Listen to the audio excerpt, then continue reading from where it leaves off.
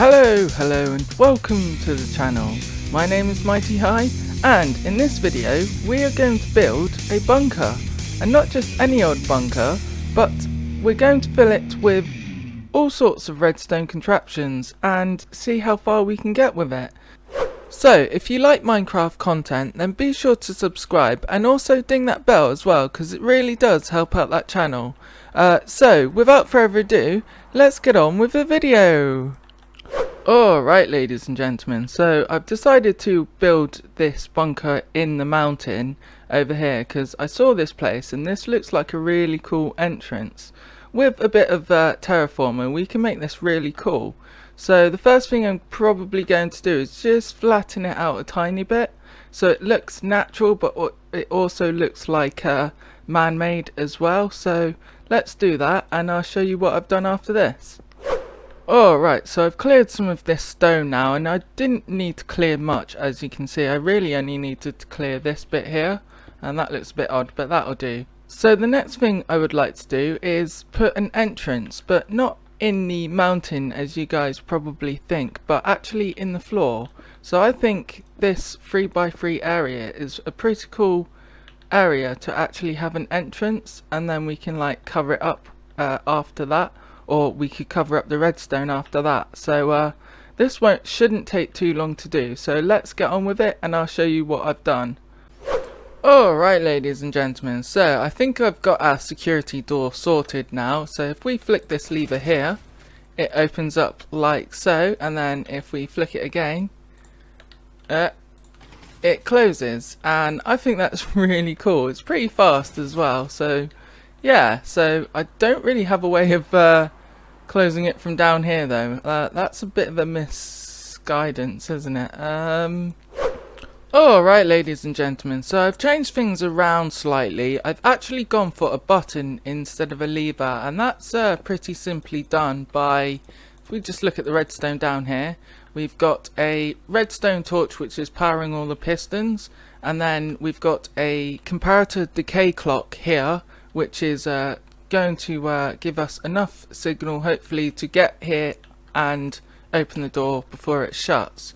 I didn't bother doing one on the inside because we could have another exit if we wanted to, so that's not really a problem. So if we press this button, and I've gone with a stone button as well because you couldn't really, it's going to be quite hard to see from here to be fair. So yeah, if we hit this button we just about have enough time to get down here before it closes again, which is exactly what I'm looking for. So now we need to dig ourselves down a bit more and then start on building our bunker.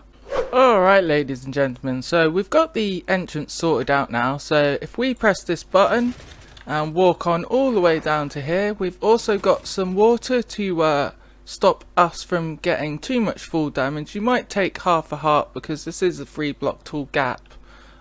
So I could, if I wanted to, just do that and then add a stairs here. Actually yeah, let's just do that so you don't take any fall damage, because sometimes you get in a situation where you go into your base and you've only got half a heart, so it might be the case of life and death sometimes. So let's just add some stairs here for now anyway. And also, so let's just add these here like so, and I've dug some space out here as well. So I think I should probably make this look a bit better first, and then we can get on with what we're going to be building in here. Alright ladies and gentlemen, so I've finished off decorating this little area here. So I've decided to go with iron blocks and green concrete because a bunker kind of screams to me like a military kind of design, so I thought this suits the kind of bunker military design I'm going for. So we've got quite a bit of room we can use. We could use these areas for like different rooms for example, and then have them split off. I'm not entirely sure what we could do with this room, maybe like an entrance security room.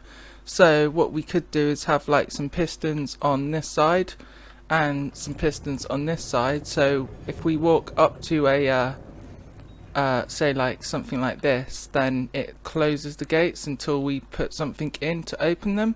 Maybe that might be a cool idea, so let's see if we can work something out. Alright, ladies and gentlemen, so I think I've got our security door sorted now. So if we put a key in this chest here, like I've got here, I've got a key here, and then put that in that chest, this opens our door, and then we can grab our key from this chest here, and then if we take it out, it closes the door. So that's the way I've done it. I know there's probably a better way of doing it, so you can open it from this side as well and shut it from this side, but I'm not entirely sure how to do that. But a good thing is, if we put any other items in, like a quartz block for example, nothing's going to happen. So let's just demonstrate that quickly. We don't need that.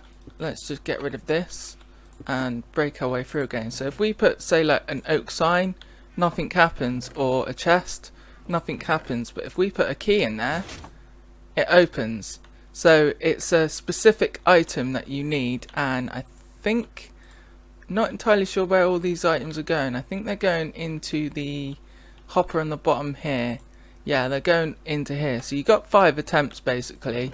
After your 5th attempt, say for example we try a different item, for example concrete, that's not going to happen either, so that just stays in there. And let's try granite as well, and that's not going to happen as well, and then it will just keep filling up this hopper here, or this chest here, because no items can actually come into here unless you've got your key, which is this one here. So let's put that in there, and obviously it's already opened the door, so that's all good. So I quite like this design. Obviously it could be a lot better because this is still quite janky, but as a concept it's not too bad. So let's try and branch out from this area here now, and see what else we can build in this little space around here, I guess.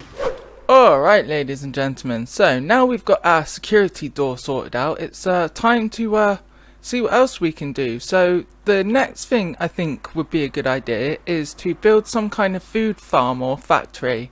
So I think over in this direction will be a good idea. So I'm going to clear out not loads of space, but a tiny bit of space, just so that we can have a few little nano farms here, because the idea of this is to keep yourself self-sufficient, so you can live here and stuff like that, so you can eat and sleep and also breed stuff as well. So let's clear out a bit of space and I'll show you what kind of farms we're going to be building. Alright, ladies and gentlemen, so we've got our first farms in now, and of course this is our melon and pumpkin farm. So if we just turn up the tick speed to 1000, this is going to go pretty fast, but you can see that the melons and pumpkins are growing, and then they're going through this water stream into this chest here, and of course some of them are getting left behind, but that's just the nature of this farm, unfortunately. But it's quick and easy, and it doesn't take too long to do anyway. So let's change the tick speed again to 4, just so it slows down a bit. So that's our first farm done now. So let's move on to some other kind of food sources, which is primarily animals like cows and sheep and chicken and stuff. So I think we can build it in this direction here actually. So I'll clear out some space and see what kind of farms I can build. Alright, ladies and gentlemen, so I've got one of our animal farms in place now, and this is our cow farm for all our cooked beef and leather. So this is a pretty simple design. So if I get some wheat out, right, so I've got some wheat here, so this is for breeding up the cows. So if we breed up all these cows here, hopefully they should breed up, or do they need to bob around? Oh, that might have been a misstep. But anyway, if we breed them up, yeah, I might have to add a water source in here quickly, so let's do that. Alright, ladies and gentlemen, so I've added a dispenser with a water source in. So this is the button to activate the water. So if we press this button here, all these cows get bobbing up and down, so that means we can breed them all, because they bob up and down at different times, so you can get all their hitboxes. So once they've been bred, all the babies will eventually drop down here, I'm hoping, because they're small enough to get through that gap. So if we switch off this water source now, we should see some of the babies come down here, but that doesn't seem to be the case for some reason. Alright, ladies and gentlemen, so I've got that sorted out now. So instead of using an iron bar, I'm using a trapdoor instead. So this is working now. So if we turn the water on, we can feed these guys. I've already tested it, but it should still work. I'll use a couple of eggs as well, just to demonstrate some babies. Then we can switch that off, and we can see that all our little babies are in the bottom compartment here. So what you would normally do is wait until these guys grow up, so they're adults, and then what we do is we press this button, and that dispenses lava for a few seconds, and then retracts it, and that gives it enough time to kill the cow, but also leave the drop. So if we could put a few cows in here, for example, adults even, hopefully they don't all get out like that little guy did, and then we press this button, they get they get caught on fire, die, and then all their drops should end up in this hopper here. But I've misplaced this hopper, so let's just put this back. Alright, so if I demonstrate this again, I'm just going to use some eggs. So if we put a few cows in here that have grown up from a baby, and we press this button here, that sets them on fire and kills them, and then all their drops end up in this chest, which is awesome. And also it gets cooked for you as well, which is a double bonus. So we could do this for pigs, cows and sheep as well if we wanted to, but I think I'm just going to leave it with cows for now, because cows are probably the best food source in the game. It's debated whether golden carrots are a good source as well, but I think cows are a pretty decent source. Alright, ladies and gentlemen, so the next thing I've done is I've got myself a door here that leads into our bedroom. But it only opens at night, or midnight in this case. So if I set the time to midnight, because I have been testing this around, so time set midnight, you can see the doors open, and then if we set it to day, the doors will close. So this is to ensure that I'm not sleeping during the day basically. So let's set it to midnight again, and you can see the doors are opening. Also, I've got a load of mobs spawning around here. That's because I haven't really lit anything up, because I'm using night vision as it is. But yeah, just don't mind these guys. But yeah, so I really like this door. It's not 100% accurate, to be fair with you, I'm not gonna lie. So if we change it to day, they're shut, but then if we change it to night, where is it? There it is. So if we change it to night, they still don't shut. I think it's something to do with the signal of the daylight sensor, but I'm really not entirely sure. So if we set it to midnight, they will open.